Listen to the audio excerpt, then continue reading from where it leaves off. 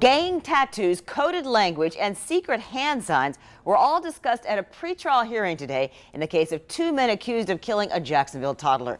Kwame Richardson and Henry Lee Hayes are charged with killing 22-month-old Aiden McClendon in January 2016 as the toddler arrived home from his Head Start daycare. On your side's Ann Schindler joins us with more tonight. Ann?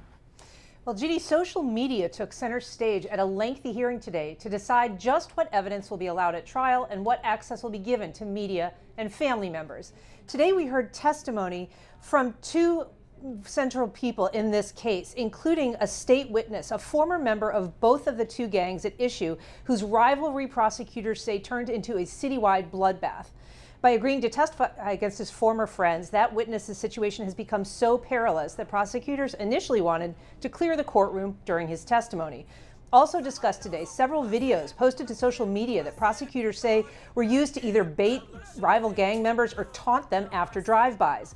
Prosecutors describe an ongoing gang war that resulted in at least 6 gang members killed and many bystanders caught in the crossfire, including 22-month-old Aiden McClendon. The judge declined prosecutors' request today to prevent media from being in court during this witness's testimony. As First Coast News attorney Jennifer Mansfield noted, the media is not the problem.